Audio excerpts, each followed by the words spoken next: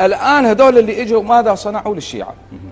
هو هذا السؤال المهم. هذا السؤال الشيعة الآن. تفضل أنت، هاي مدينة النجف صغيرة وهاي عاصمة الشيعة الأولى والكبرى في العالم.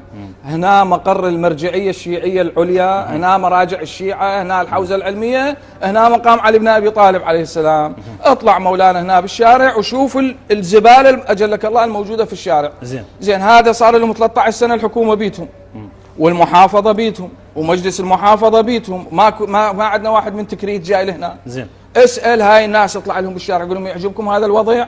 يقول لك ما عندنا اموال، احنا موازنة ما عندنا اموال، ما عندنا. لو طلبوا تبرع من اهل النجف كان اهل النجف يتبرعوا لهم. تبرع بس خلي يشعرون اهل النجف ان هذا الذي يستلم تبرعاتهم صادق مو حرامي مو كلاوتشي. شوفوا ما يسوون. فاكو مأساة. دول ناس يشتغلون باسم الشيعة ولم يحصل الشيعة منهم على شيء. هكذا يقول الناس. تسة قانونية. السياسيين وين راحت ميزانيات العراق من 2003 للآن؟ هل انبنى تبلط شارع، انبنت مستشفى؟ شنو اللي صار؟ ليس في مناطق الشيعة فقط، في كل العراق. يعني الحرامية مو بس ربعنا الشيعة دول، من السنة من الأكراد قليل، أكو نادر يعني جدا سياسي نزيه منذ 2003. بالعكس يعني وزراء صدام ذاك الوقت أنزه بكثير، ماكو واحد يبوك.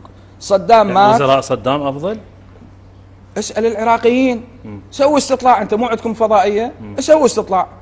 زين الآن سقط النظام صار له 13 سنة. زين وثائق النظام البائد موجودة. زين صدام حسين عنده 600 عقار بين قصر وفيلا واستراحة و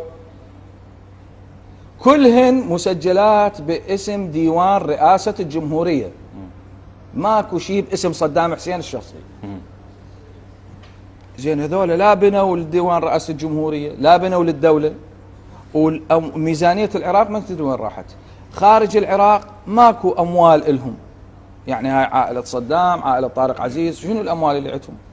وكلها واضحة الأمور. زين أخذ صدام قبل السقوط مبلغ هائل من العملة الصعبة سلمها العزة الدوري لمصالح الحزب مو لمصالح شخصية. زين 35 سنة أنت الآن وين ما تمشي الطرق عصر صدام حسين.